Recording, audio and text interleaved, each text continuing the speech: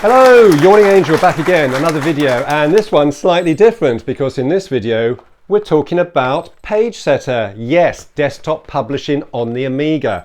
And here in my hands I have two copies of PageSetter 2 in different boxes. Recently purchased these from a well-known auction site, and I used to use PageSetter back in the day. It was the package, I think, which got me into desktop publishing, and I found it fascinating. So I wanted to kind of go back and revisit that nostalgia itch, really.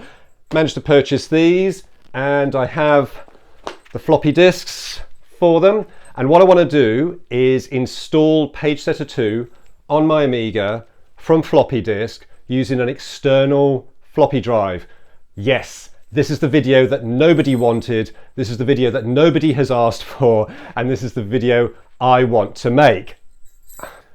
But what about your next Amos video?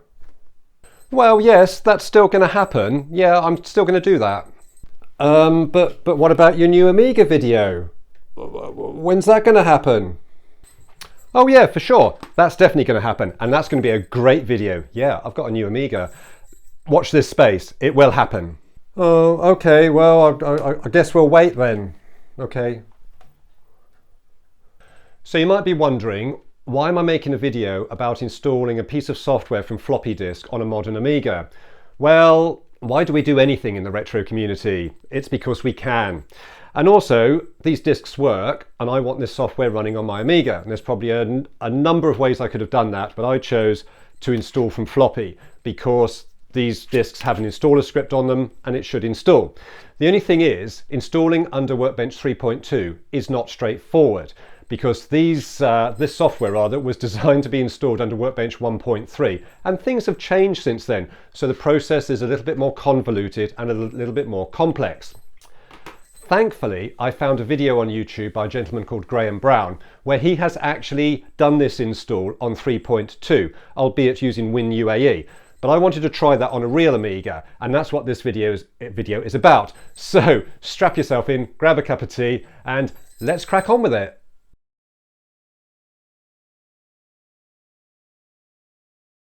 Right, so we've got the PageSetter utility disk here in my external floppy drive, and let's open that up. We need to go into the miscellaneous drawer, and this is where the hard drive install program is. But there is a help install file here, so we'll just have a quick look at that. So this tells us what we need to do to get this to install on the hard drive. Just put that a little bit more central. So you need 1.3 of Workbench. Yeah. What we're going to do, we're actually going to put this on, we're not putting this in the sys partition. I'm going to put this on another partition. So let's see. So install PageSetter 2 on a different location. First, look at the partition you want to use. Mustn't contain any spaces, blah, blah, blah, blah, blah. From Workbench, click once on the HD install icon, then press either the Shift key on the keyboard, and while holding the Shift key, double click on the drawer you want to install PageSetter 2. And that's what we're going to do, basically. So let's move that out of there, and just to close that up, I want this to go into my DTP folder. So let me close this. No, because there's nothing in there at the moment. That is empty.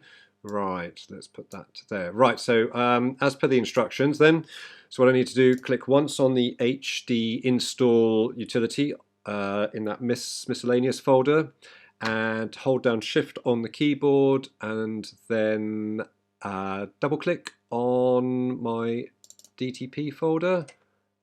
And here we go, the installation script is running, and here are the problems that start this process on a path to failure. Can't open echo, can't open failout, can't open if, can't open else, can't open endif, can't open execute. Do you need instructions? No, because we've already read the instructions.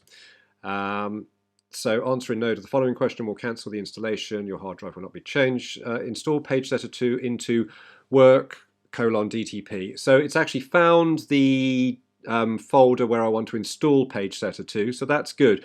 So this means the install script is running, but the fact it can't find any of these commands is concerning. So let's hit yes, and let's see what happens. So according to this, it actually thinks it's installed it, and it thinks it's done. Installation of PageSetter 2 complete. Please remove all PageSetter 2 floppy disks from the drives. Press return. Quite clearly it hasn't, because now if I go into my DTP folder, oh, it wants to do it again. So here's a problem. What you need to do is actually deselect the HD install icon. So let me quit out of here.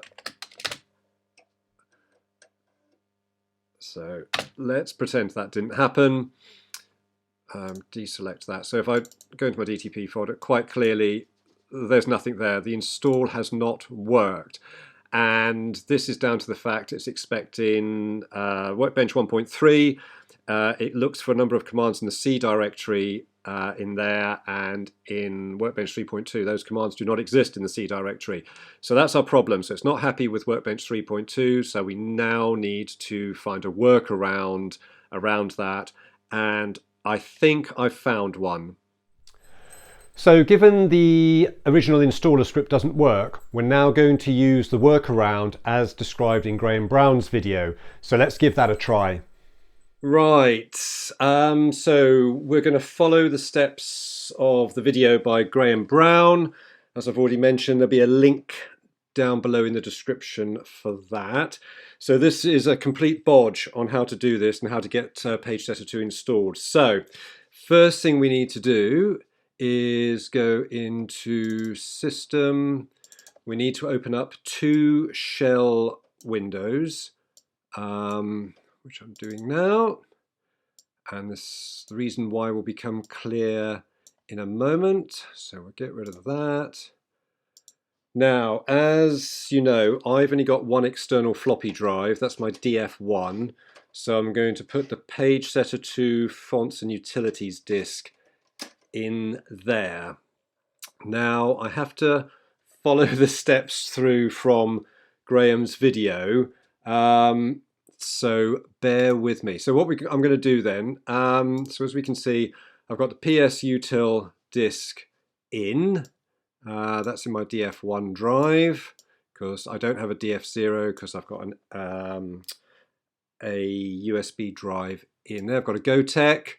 Right, anyway, enough of that, let's get on with it. Right, so what I need to do now is change directory. So I need to go to PS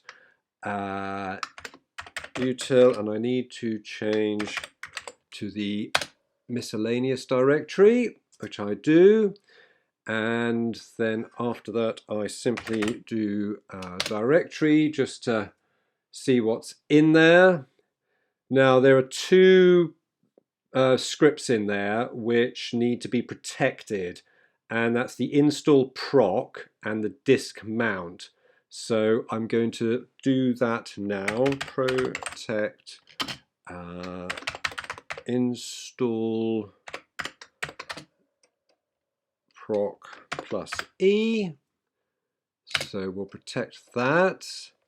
Now we need to protect the disk mount. So if I just go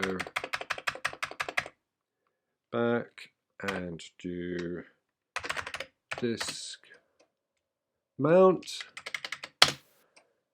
that's those protected. And now what needs to happen, I need to execute the HD install script, which is on this disk. So, and I need to tell it where to actually install PageSetter 2. So what I'm going to do then is execute, and it's HD install, and I need to tell it where to go. So where I'm going to put PageSetter 2 is in my work partition, and I've got a DTP2 folder which has nothing in it, so that's where I'm going to put PageSetter 2. So this will be work DTP2 slash. Okay, now what will happen when the HD install runs? It will dump a load of stuff into the RAM disk. So if we run this now, you will see those errors that we had when we tried to run this normally. So if I run that, there we go, echo, fail at if, else, end if, execute, all of those failed. Okay, so if I open up RAM, and let's make that a little bit smaller and a little bit more manageable. If I do show all files, so you'll see in here it's actually copied PS install, and let's tidy this up a bit as well, and you'll see those scripts now exist in here. Install proc, instutil, disk mount, blah blah blah, those all exist in there. So far so good. Right, so now what we've got to do, because I've played this through already and discovered the script called disk mount, that's controlling where we're actually reading the disk from, DF0 or DF1. I only have a DF1. Disk mount is always looking in DF0, so we need to change disk mount to force it to point to DF1. So to do that, I'm going to go into a text editor, and I'm going to, let's see, open, and I'm going to go to volumes, RAM, PS install, disk mount, open. Now in here, what I've got to do is make the change. So wherever I see DF1, I've got to change that to, sorry, DF0, I've got to change that to DF1. So when we can see here, it's actually asking for DF0. So that's just a comment, so we don't need to change that. Where it throws a warning here, just says insert the disk into drive DF0. I'm going to just leave that because once again, that's just an information piece. But down here we've got a CD DF0. So I'm going to change that to DF1. And I need to make one more change down the bottom here on this assign, where it does the assign to DF0. I'm going to change that to DF1. So I've changed it on the CD, change directory DF1, and down here on the assign, change that to DF1 from DF0. So now I'm just going to save that, get rid of that. So that's disk mount changed, and that has been changed in RAM. So we're all good. We haven't changed it on the original floppy. The original floppy version remains untouched. So let's now go into our second Amiga shell window, and let's have a look and see what's in the directory there. What happens next? We do a cd ps install. Is it ps install? Yeah, cd ps install, that's done. And now we have to issue, now we need to issue the protect command again on the install proc. I'm not sure why, I don't understand this, I'm not up really on shell programming, but we'll go along with, this is what Graham Brown has come up with, and this does work. So we'll do a protect install proc and plus E. We'll do that, and I'm just going through his steps. So with that done, we are now good to go back and actually run the script from the first shell window. So do we need instructions? No. And as you can see here, it's actually recognized where we want to install that. Work partition and my DTP2 folder. So it's asking us, do we want to run that. But what we're going to do, we're going to drop back to the second shell window, and we're actually going to execute the install proc command directly. Now, basically, we know that there's an overriding install script which covers everything, but we just want to run the subset of that, really, and install proc is that script we want to run. So execute, and we're going to run install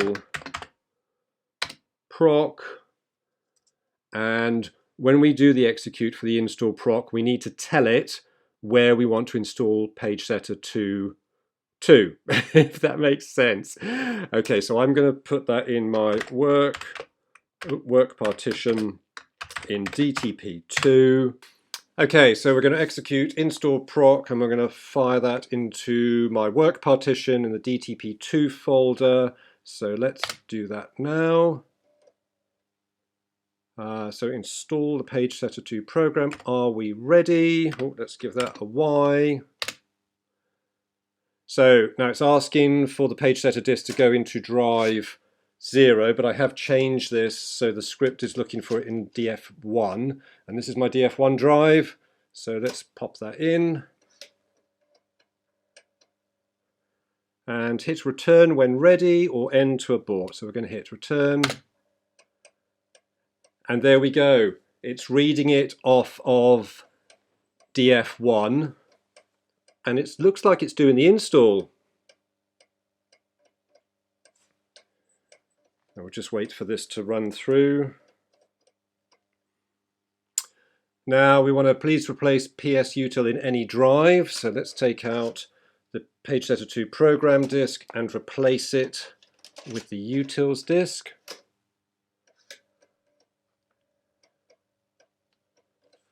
So I think now we'll get asked a load of questions. So copy the tutorial files to work, DTP2, PageSetter, yes, we'll give that a yes.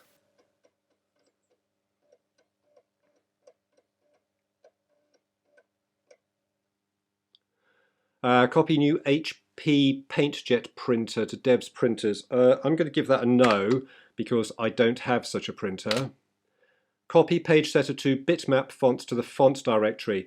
Okay, so normally you would say yes at this point, but I have cheated and I have already done this install to test it. So these fonts already exist in my fonts directory. So for this, I'm going to give it a no, but you will give this a yes. Copy PageSetter 2 bitmap fonts to work, DTP2 PageSetter 2 fonts. So we'll give that one a yes. Chug, chug, chug. CompuGraphic fonts, we'll have those as well.